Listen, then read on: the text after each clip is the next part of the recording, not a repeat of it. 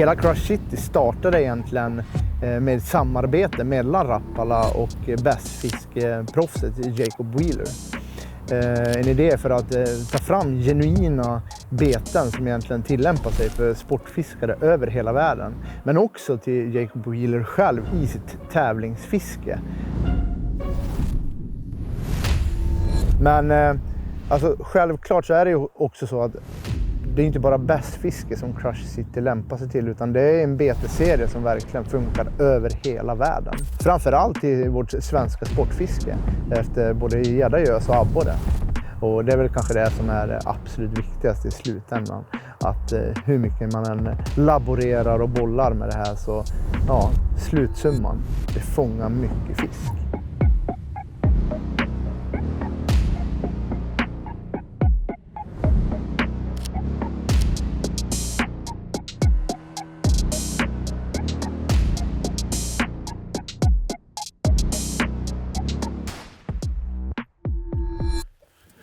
Framme. Abborrfiske på schema. Vi har en fantastisk dag framför oss, jag och Mogge. Och ja, Crush City är också på schemat. Vi ska rigga upp lite spön och lite beten. Jag ska faktiskt ta mig friheten och rigga upp en hel del olika Crush City-beten så att jag är förberedd under dagen. Jag tror att jag kommer börja med det absolut mest klassiska som vi har i Crush City-sortimentet, eller det kanske mest klassiska för abborrfiske överlag. En helt vanlig shad-jigg. Det här är Kickman ur Crush City-sortimentet.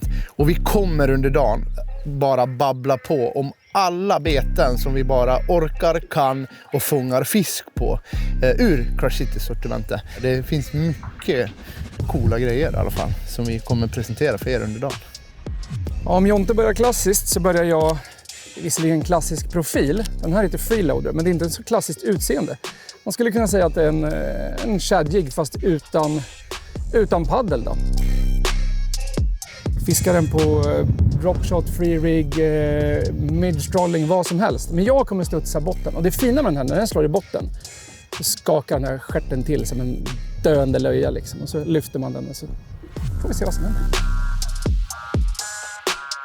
Och idag kommer det vara ganska grunt fiske. Stundtals väldigt grunt fiske. Och idag så ska abborrarna upp.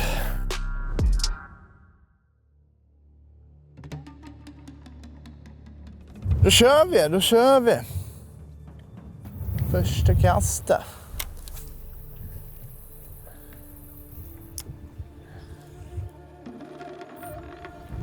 Ja, fisk. Det är så? Nej. Alltså det där var ju helt sjukt. Det var ju på droppen i första kastet. Nere i där? Ja. Så. Fisk. Snyggt. Fisk är det. Klassiskt. Jag snäppte loss den från bottennappet och så fort den släppte så bara kling, klippte den. Ja, det känns faktiskt lite borrigt. Det här känns lite borrigt. Ja, den är fin abborre. Härligt. Kolla. Är du med? Nej. Inte med. Nu är du med. Han simmar rätt in i hoven. Så jäkla klassiskt. Sitter i botten och så snäpper man loss den och så när den kommer fri så bara klufs. Förmodligen stod jag och tänkte, vad håller den där på med? Simmar in i sten eller något. Den här vill jag ha. Kolla. Jävla granna va? Ja, jättefin. Jättefin fisk. Kolla här då. Rätt ner i truten bara. Freeloader, 3 gram skalle. Den här vill jag verkligen käka. Ja, men som sagt, freeloader. Nu valde jag att rigga den här på en klassisk jiggskalle skulle jag säga. Väldigt lätt dock, 3 gram bara. För att det är så pass grunt. Så dels vill jag ha ett långsamt dropp i det lilla vatten som finns. Och så vill jag kunna fiska hem den långsamt liksom. Alltså det är svårt, jag tycker det är svårt att känna huggen nu i den här vinden.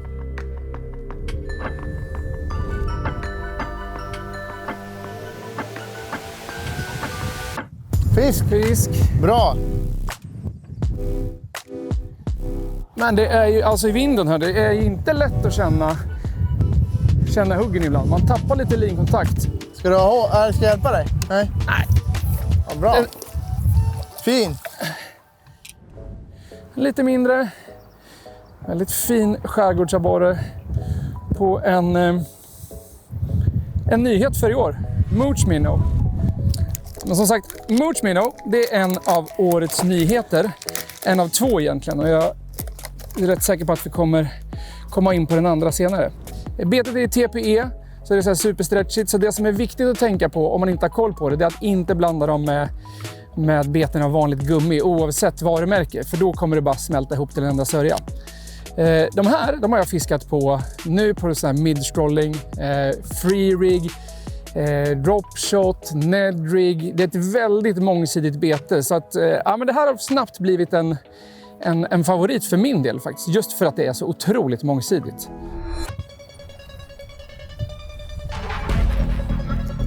Snyggt! Ja. Det är fan, Mogge är stek! Ja, kul. Gick tillbaks till freeloaden och fiskade den ännu långsammare faktiskt. Den här lät jag i princip ligga på botten när den plockade. Det är svårt att fiska långsamt i den här vinden. Då ett hjälpmedel är ju såklart tyngre skallar eller ännu tunnare linor. Nu vill jag inte fiska tung skall här för det är så himla grunt. Så då får man välja att spöa med ännu tunnare lina. Bra. Fisk. 4:e kastet i rad. Bättre. Ja, men den här känns faktiskt helt okej. Sen är det alltid det här om den har gått ner i gräset eller om det är gädda. Ja. Det kanske är den absolut mest klassiska abborrfiskemeningen som har öppnats hos alla. Om det är en abborre.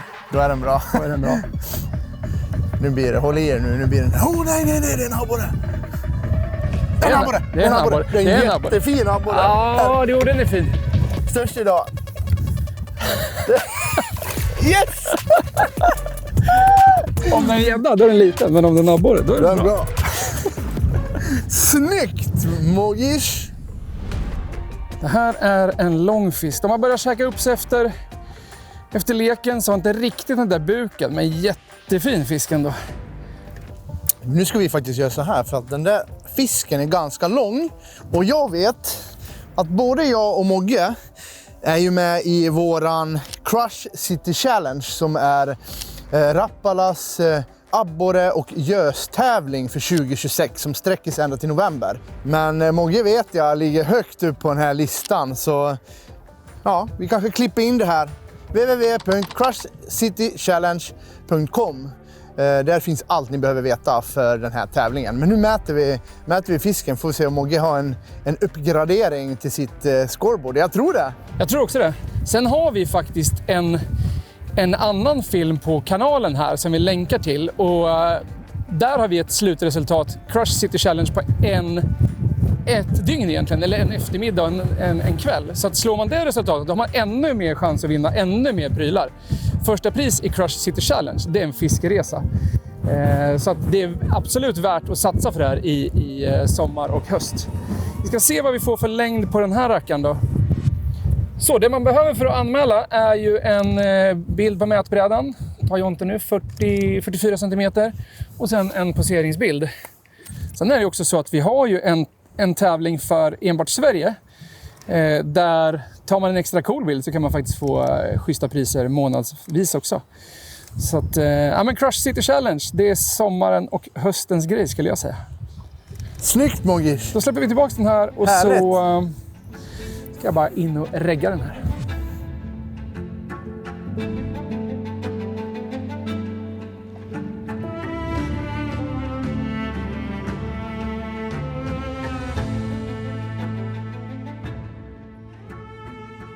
Många av jiggarna i Crush City-sortimentet har några riktigt utstickande coola features. Vi har Rappalas patenterade eller unika Smart Injection Technology. Lite fancy-pansy. Det innebär är att Rappala kan blanda både salt och doft i beterna. På Kickman så övre delen av Kickman är helt utan salt medan buken är saltad. Och det ger den en stabilare gång i vattnet. Och den saltfria övre delen hjälper också till att se till att krokarna inte rostar. Dofterna i betorna är smart sammansatt, väldigt teknologiskt om man ska bryta ner det. För att trigga fisken att hugga och hålla kvar i betorna längre. Det är coola features som gör att det här jigsortimentet sticker ut mot mycket annat. Liksom. Och det har vi sett Europa runt, världen runt. Det här är riktigt jäkla bra helt enkelt. Jag tänker ju inte att vi lottar väl ut lite prylar, va? Ja, det brukar vi göra, det är kul. Det är kul, det är roligt. Jag tänker så här, om du har provat Crush City och hittat en favorit, ett bete, en färg eller vad det är, så kommenterar du vilket det är och för vilken art. Har du inte hunnit prova än, då kollar du klart på hela den här filmen och så funderar du, det där tyckte jag verkar bra, eller så kommenterar du med det helt enkelt. Då har man chans att vinna en sån här fullpackad med Crush City-beten. Rapid Pack från Rapala.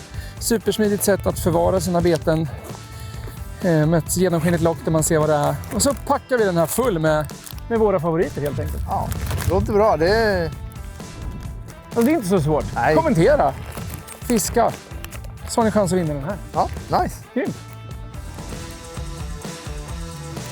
Yes, och det jag har bytt till nu, lättare skalle. Och det här, gott folk, det här är riktigt coolt. Det här är The Jerk. En nyhet från förra året. Och jag kommer jerka den här över det här gamla döda gräset. Det här kommer bli sjukt spännande. Det brukar vara jäkligt coola hugg. Men jag har fått dem allra längst, alltså de har tagit precis nästan upp i gräset. Precis där det går från riktigt grunt till lite djupare. Längst in sa vi. Ja. Längst in i smörje. Du kastar längre med. Ja, men jag kastar lite snett nu också så jag tror att du har större chans. Jag hade velat hamna lite längre åt höger, men det spelar ingen roll. Ja. Yes! Oj, oj, oj, oj. Det här är abborrfiske när det är som roligast.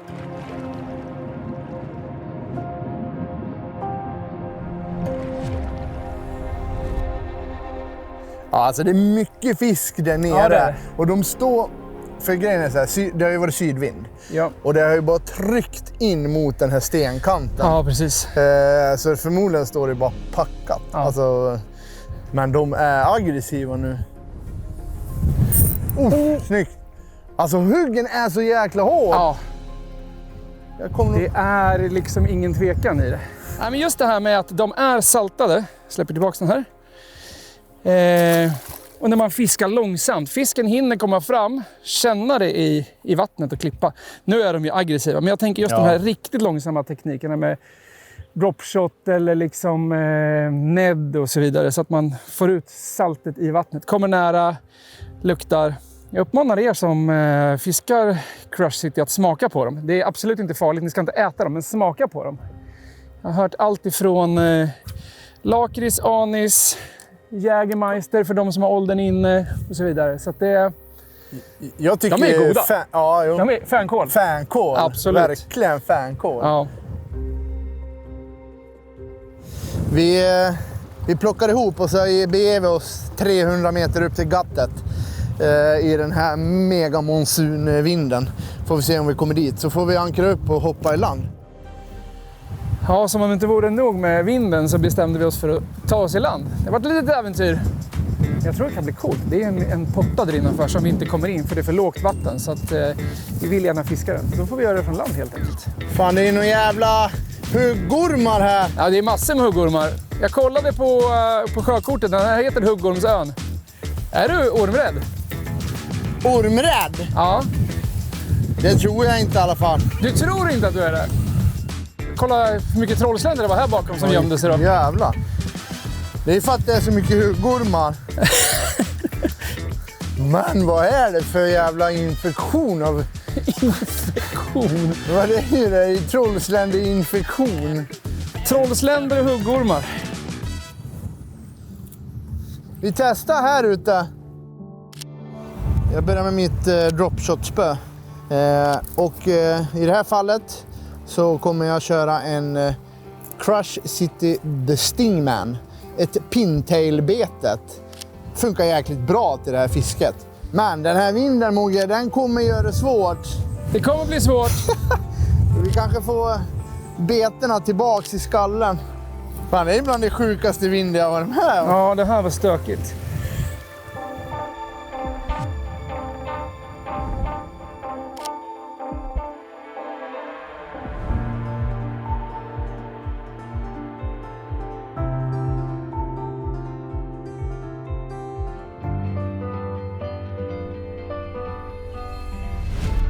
Åh! Fisk! Mogge! Snyggt! Fisk direkt på den här spotten. Snyggt! Jag tror att det här... Är det gädda? Nu säger jag igen, jag tror att det är gädda, men det här tror jag verkligen är gädda. Men du skulle kunna få... Nej. Ja, men vad är det med min känsla? Jag tänker att allt är... Ja, men det blåser ju 1042 triljarder sekundmeter. Det är... Jo, men det gör väl inte att abborrarna blir gäddor, men... Nej, men det är... Det här är faktiskt årets första landborre för min del. Fan vad sjukt. Så jag körde på en kräfta. Crush City Cleanup Craw riggad på en utility jig från VMC. Det här är en jigskalle med silikonskjol. En skirt jig, men den har också en rasselkammare. Så det gör den lite speciell. Kul! Jäklar! Det här är en lång fisk det också.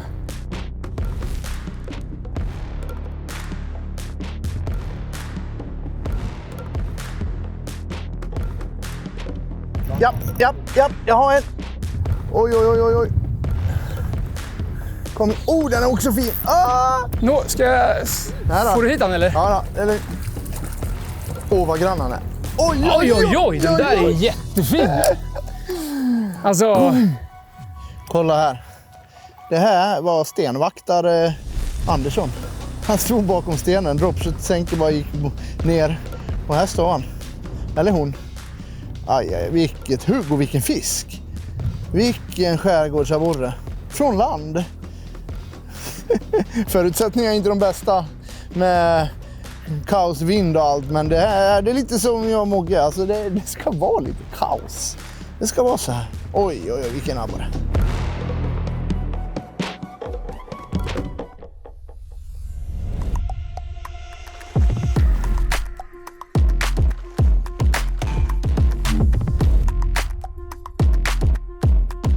Abborrarna just nu är otroligt aggressiva. De hugger ju på det mesta. Får man inte bottennapp så får man abborre just nu. Det är helt sjukt! De står ju runt den stora stenen.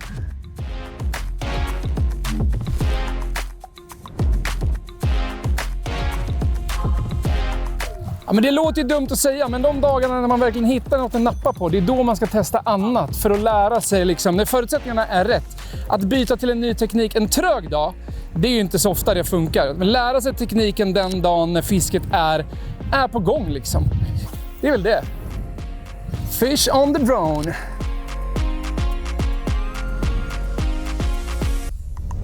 Det är lite borre som står här.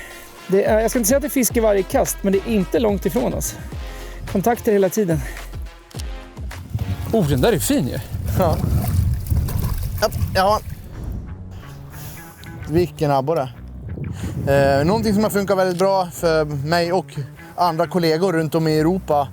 Bland annat en god vän till mig, Nils, nere i Holland. Han kör mycket The Curl. Den här har vi inte visat er än. Men lite samma form som både Stingman och Kickman, fast med en klassisk curl bakom då, som är, den blir väldigt förförisk och livlig under vattnet då.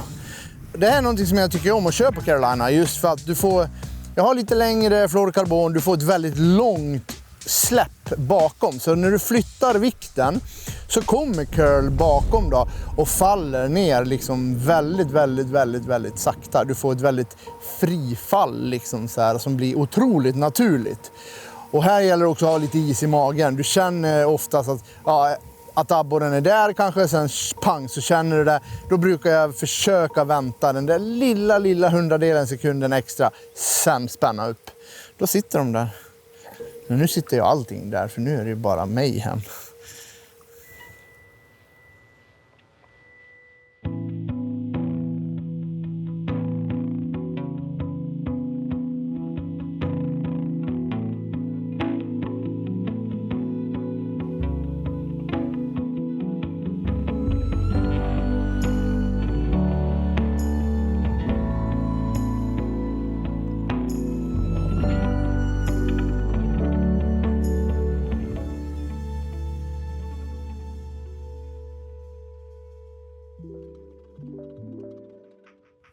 Alltså genom åren så har vi fått frågan massvis med gånger. Varför gör ni inte softbaits på Rapala?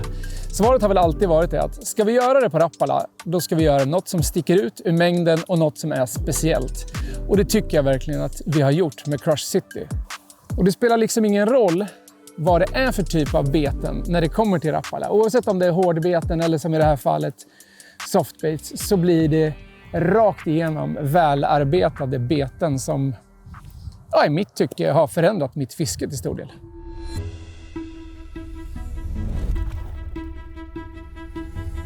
Vinden har faktiskt lagt sig lite grann och vi har krånglat oss ut från en härlig lunch.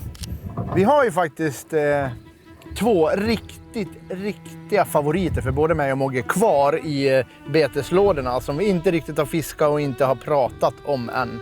Så har ni varit kvar så här länge bland allt snack och prat så kommer ni känna igen det här. Det här är en Ned BLT.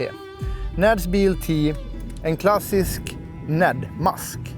Mogge där fram kör med årets kanske absolut största och hetaste nyhet och det är Salted Ned Roll som är också en Ned-mask fast den är lite större, har en liten annan form på en så kallad beaver tail längst bak.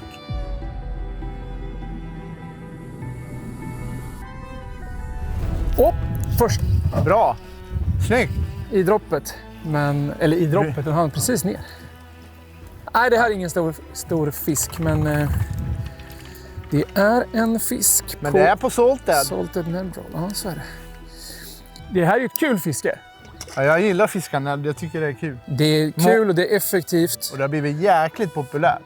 Oj, där, han tog i dropp. Nej. Vi ser, de står kvar där. Upptryckta ända längst upp liksom. Ja.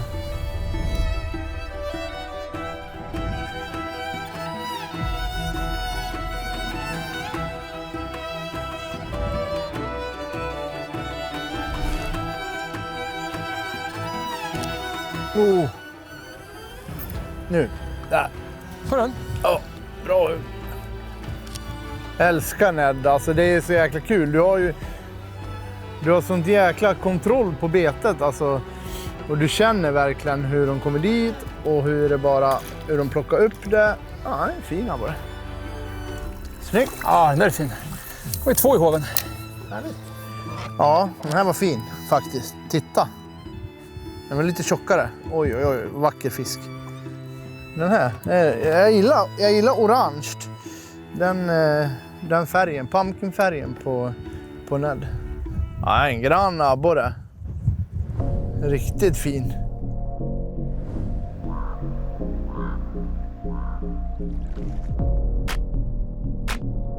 Både Neds BLT och det betet som Mogge kör, Salted Ned Roll, är av TPE-material. Ett väldigt stretchigt men framförallt ett flytande material som gör att Ned-maskarna just ställer sig upp och har en otrolig flygkraft i sig idag. Men i övrigt så är det är lättfiskade beten.